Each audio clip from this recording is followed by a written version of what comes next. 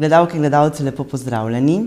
Gost današnjega pogovora je cimbalist Andi Sobočan, prejemnik nagrade Mestne občine Murska Sobota za življenjsko delo v kulturi. Gospod Sobočan, lepo pozdravljeni. Pozdravljen tudi v mojem imenu. Najprej sprejmite iskrene čestitke za nagrado. Hvala lepa. Kako vam pomeni ta nagrada? Dejansko ta nagrada meni pomeni dosta. To je nekaj potrdilo, ker sem delal dobro, ker sem na dobri poti. Čeprav nikoli nisem delal za neke nagrade, za nekaj, delal sem zaradi tega, ker me to veseli. To, kar delam s veseljem. Kajti tudi, če je prisotno veselje, je tudi rešena pot. Normalno, če človek gre v službo z nekim cmokom v želodcu, ne bo nikoli uspešno deloval tam. Tako da jaz, mene same cimbale so od malih nog privlekle, z njihov zvok, čaroben zvok mi je bil ugoden. In zakaj ne bi to dal naprej mladim, širši javnosti, in tako mene to delo veseli in sem pa vesel, da so opazili tudi drugi, in to je eno potrdilo, da sem na pravi smeri. Torej, zakaj ravno cimbale in kdo vas je učil prvih korakov? Kot majhen otrok smo starši hodili v gostilno Baranja na Koline in tam so vedno igrali Miška Baranja na cimbale, potem Ivan in Jože sta igrala še na violino, harmonika, vedno je bila glasba v Kolinah.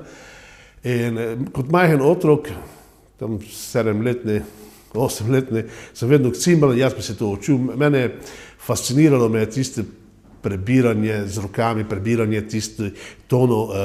Tisti toni so bili meni takšni veličanstveni, božanstveni toni so bili. Meni je to, znotraj meni je takšen en poseben občutek, so dajali ti zvoki.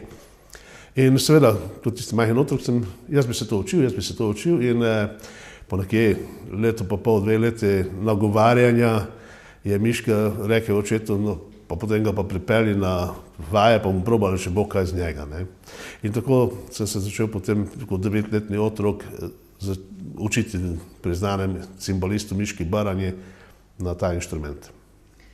Ali ob začetkih vašega učenja na cimbale obstajala kakšna, recimo, slovenska strokovna literatura za zapisi not za ta instrument? Dejansko takrat, ko sem se jaz začel učiti cimbale, je ta inštrument bil zelo zaničevalen. Tam v 70-ih letih je bilo popularno vse, kaj na elektriko, električne kitare, bobno, tudi bas kitara, kakšen kontrabas, kdo bo še to igral, violina, ni bilo zaželjen inštrument kot cimbale. Tudi literatura se ni našla, v slovenskem jeziku sploh ne. Miška Baranja me je učil z madžarskih učbenikov, potem je sam prirejal neke priredbe not za cimbale. In seveda po letu 2 učenja se s takratnim ravnateljem glasbene šole, gospodom Kalanom, dogovoril, da bi k nauku glasbe hodil v glasbeno šolo, kar mu je tudi Kalan ponudil službo v glasbeni šoli za cimbale, ampak on je rekel, jaz sem gostilničar, nimam časa še hoditi v to. In takrat sta se dogovorila, da sem hodil v glasbeno šolo k nauku glasbe, k teoriji. Vsako leto je pa prišla komisija z glasbene šole me oceniti k Miški Baranji in tako na podlagi tega sem tudi končal potem nižjo glasbeno šolo. Napisali ste tudi prvi učbenik za pouk cimbal v 1. in 2. razredu osnovne šole. Torej, zakaj ste se odločili, da napišete ta učbenik in kje ste potem dobili iztočnice za ta učbenik? Kot samega učitelja je mene zelo jezilo, da so moji učenci igrali tuje literature, madžarske, češke, neke romunske literature, smo nekaj tudi nemških teh, Hedbrek in otroške pesmice tujih držav. Seveda oni niso poznali teh pesmic, ker ni bilo dana ta pesem v zibelko. Človeku je najlepša pesem tiste, ki posluša od rane mladosti. In tudi niso vedeli, če igrajo narobe ali ne. Za njih je bila to vaja. Mene je to zelo jezilo. Zato sem se odločil, da napišem učbenik. Trenutno je izdan za 1., 2. razred, piše se za 3., 4., 5. in 6. razred, je še v delu. Tako da sem v učbenik dosti otroških pesmic dal, ki jih otroci poznajo za 1. in 2. razred. Ne? Od Ringa, Ringaraja, Kuža, Pazi, so tudi drugi. Je dosti tudi v učbeniku prekmurskih pesmi, ki izginjajo, ampak so narejene kot vaje. Zmes je pa tudi seveda takšne pesmice, ki jih otroci poznajo. Njim je najlažje, potem, ker oni vedo, da so udarili mimo, ali pa ne gre to tako, ker jo poznajo pesem. Ne? Če pa kakšne tuje pesem iz literature, pa sigurno ne bodo vedeli. Zaslužni se tudi zato, da so se cimbale uvrstile nekako na seznam javno priznanih instrumentov v Sloveniji. Kaj vse ste morali narediti za to? No, potem tudi to me je jezilo, v narekovaju jezilo, ne, da moji učenci niso dobili javno priznanega spričevala. Dobili so interno spričevalo. Je nekaj, ne, ampak ni javno priznano. In potem, ko sem že učil v glasbeni šoli v Beltinci, sva se z ravnateljem Matejem Zavcem pogovarjali, kaj se da narediti. Je rekel, ker učni načrt je treba napisati, poslati na ministerstvo, ni enostavno, je kar procedura. Ne. Sem pravil, ja, prej se spravi zraven, prej bo narejeno. In tako sem potem tudi napisal učni načrt, da pregledati raznim mojstrom, če je v redu, večino so potrdili vsi. In potem seveda poslali na ministerstvo, tam se je to vleklo en čas in glavno na koncu je uspešno tudi se zagovarjal ta učni načrt pred komisijo, tako da so na koncu potrdili in se vesel sem, da je sedaj javno priznani ta inštrument. Cimbale so tudi malce drugačen instrument, če primerjamo ostale instrumente. Torej, odkud sploh izvirajo, kako delujejo? Torej, v čem so tako čarobne od ostalih instrumentov? Mislim, da je vsakemu posamezniku čaroben zvok različnih inštrumentov. Meni osebno so bili cimbale, ne? Nekomu drugemu je spet violina ali pa kitara ali pa bilo kaj. Ne? Same cimbale pa izvirajo iz Perzije. Nekje v 14. stoletju bi naj prišle v Evropo pod imenom santur. V Sloveniji mislim, da je najstarejša ena freska v Goriških brdih, tam nekje, bi naj nastala v eni kapelici, ki bi naj ta freska nastala leta 1500, ne vem koliko. Tako da so v našem prostoru že dokaj hitro bili objavljeni, kako tudi podrugot po Evropi. Seveda pod drugim imenom, ne pod cimbalami. Prvo so bile, vem, da en mojster izdeloval in je dal ime oprsnica, ker se nosile okrog vratu, se gor udarjalo. Potem seveda so pozneje že postale malo večje, so se dale na mizo, ni bilo dušilce, to so zvenele, ne. Danes po Sloveniji poznamo pod imenom oprekelj ali male cimbale. Ne. Dejansko jih je pa leta 1886 ali tudi nekje Wenzel Jožef Šunda na Madžarskem naredil večje, dodal zraven dušilce tonov, seveda večji obseg je bil, za svoje noge je dal, s tem se je povečala tudi teža. Ampak takrat več ni bila potreba toliko po prenašanju, ker takrat se je že začela tudi kavarniška glasba in potem razni skladatelji so jih tudi začeli, celo na Madžarskem, začeli uvrščati v razne komorne zasedbe in v druge stvari. Tako da same cimbale so dolgo že nazaj. In zmotno je tisto, da mislijo nekateri, da cimbale samo madžarski inštrument Prekmurje, ne. Saj, če se spomnimo, France Prešeren je v Povodnem možu jih opisoval sogosli in cimbale pele. Tako da razne izvedbe klavirjev so dejansko izpodrinile inštrument cimbale. Ne. Kako pa potem deluje sama tehnika izvedbe glasbe za pomočjo cimbal? Cimbale, za razliko od drugih inštrumentov, razlikujejo se potem, da se giblješ v obe smeri, naprej, nazaj, levo in desno. Ne. Potem vsakša oktava je drugače razporejena. To je zaradi tega, da pri hitrem igranju se roke naj ne bi križali, ker težko prekrižaš roko in spodnjo izvlečeš ven, ne, ker je še palica dodana. Dejansko ta palica, na kateri je na koncu vata in sukanec, je samo podaljšek roke, ne, da se lažje igra. Potem pa tu so razne tehnike igranja, ko zaskladimo, naprimer Madžari čisto drugo tehniko imajo, pa Romuni spet drugo tehniko, Čehi drugo tehniko, tudi pri nas jaz imam tehniko, tisto, ki me je učil Miška Baranja, katera se tudi uporablja nekje dol v Vojvodini, ampak tam se dejansko v Vojvodini se uporabljate dve metode igranja cimbal, tista madžarska. Dejansko je tam mešanica, kot tudi mešanica ljudi, ne, tako mešanica različnega izvajanja. Saj nekoč, ko še ni bilo toliko zapisano z notem, pa to so cimbale dejansko igrali zato, da izpopolnijo zvok, pa tudi, da so tekmovali med sabo, kdo bo hitreje zaigral. Ne. Danes ni več potrebe toliko, kdo bo hitreje zaigral, za moje pojme. Je bolj potreba, kdo bo bolj čisto zaigral, pa tisto, da napolni tisto praznino v glasbi, ki ji manjka v raznem orkestru. Je pa potem tudi zelo pomembno vzdrževanje cimbal, ne, pri tem. Ja, vzdrževanje kot vsak inštrument, ne. Strune so potrošni material, drugače pa očistiš prašine. Večji problem je, če imaš te velike cimbale, koncertna varianta, ki je teža, ne, pa prenos, prevažanje, ne. To zamislite si, da bi prevažali pianino non-stop ali pa saj tudi bobnarski set je problem prevažati, ampak se dosti lažje. Same cimbale nehtajo nekje, odvisno od proizvajalca, pa odvisno od velikosti, nekje tam od 80 do 100 kg. Ne. Poučujete tudi igranje cimbal na glasbeni šoli Beltinci. Tako je. Ali otroci potem sprejemajo z veseljem cimbale, igranje na cimbale?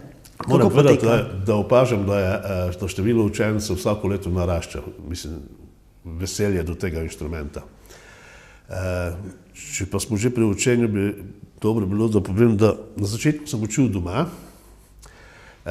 Prva dva mojega učenca sem učil doma, potem sem prek JSKD izpostavil, da bom začel učiti v Veliki Polani. In ko se je glasbena šola v Beltinci odpirala, so me takratni župniki in Zavez Matej se me povabila k sodelovanju, da se bo odpirala glasbena šola, pa če bi poučeval na glasbeni šoli in sem z velikim veseljem to tudi sprejel. Tako da od takrat naprej poučim v glasbeni šoli Beltinci. Ste pomemben tudi član glasbenih skupin, Prašnoti, Marko Banda? Ja, dejansko aktivni član sem pri 3 skupinah, kot se našteli, Marko Banda, Prašnoti, Beltinška banda, katera spremlja Vladota Kreslina. Marko Banda, to je moja prva skupina, mi je tudi nekako najbolj pri srcu, kajti že od začetka, od same ustanovitve sem zraven, nekje 1990. leta smo začeli. Z njo smo tudi že prepotovali kar nekaj sveta, od Argentine, Urugvaja, tam smo igrali našim zamejcem, tam v Bernalu je bilo 50 let obstoja njihovega društva, pa so nas povabili k sodelovanju. Potem tudi razni te EBU festivali, kot so bili od Italije, Grčije, tudi pri nas smo igrali. Pa po Evropi širom, tako da z Marko Bando sem kar že nekaj sveta prepotoval. Potem Beltinška banda, Vlado Kreslin. Tu sem imel veliko srečo, kot tudi z Marko Bando smo imeli veliko srečo, da sem lahko igrali z starejšimi možakarjami, kot Cipre, naprimer, in Panko Pišta, bil pri Beltinški bandi tudi zelo meni prisrčen glasbenik. muzikant, moram povedati. Dosti so me naučili glede muzike. Ne. Muzika ni samo ton, kateri zveni, je tudi obnašanje na odru, prej kot začneš igrati, po koncertu, kako je, vedno so imeli tiste pristen humor njihov, ki nikoli ni nikoga užalil. Ne. Čeprav ne šlo na katerega, ampak so zelo pazili, da koga ne užalijo. Pa tudi glasbeno, ne, njim je bilo pomembno, ni bilo toliko pomembno zdaj, kaj je, njim je bilo pomembno, da je publika lahko plesala, da je publika bila zadovoljna, nasmejana. Glavno, drugače so dojemali glasbo, kot dojemajo danes mladina, kako dojema glasbo, ne, na drugi način. Saj nič ni narobe, da se spreminja. Ne. Tako da potem z beltiško bando, sicer spomlajeno, pa z nekaj dodatkov sem z Vladom Kreslinom tudi en etnofestival obiskali v Avstraliji. Nazadnje pa smo še malo pa 10 let, ko smo ustanovili skupino Prašnate. Beseda Prašnate, to sta dva Boštjana, Ros in Baša, sta se peljala domov z ene vaje in seveda nismo še imeli mina. Eden od Boštjanov reče drugemu Boštjanu, takšno muziko Prašnato igramo, ne, vse se prav gore nabira, kaj če bili Prašnati. No, in tako je prišlo potem do imena Prašnate. Sedaj tudi nekšo avtorsko glasbo delamo. Boštjan Baša dela glasbo na pesmi, ki jih je napisal Feri Lanšček. Feri Lanšček nam da besedilo, potem pa Boštjan Baša napiše glasbo, delamo to avtorsko. Drugače pa igramo takšno glasbo, ki jo večinoma vsi poznajo, redko kdo pa še v živo izvaja. Posliši se tu pa tam po kakšni radijski postaji, ampak probamo jih z naftalina potegniti ven oziroma zbrisati prav z njih. Tako, Marko Banda je pa glasbeni fenomen, lahko temu povem s kratkim besedami.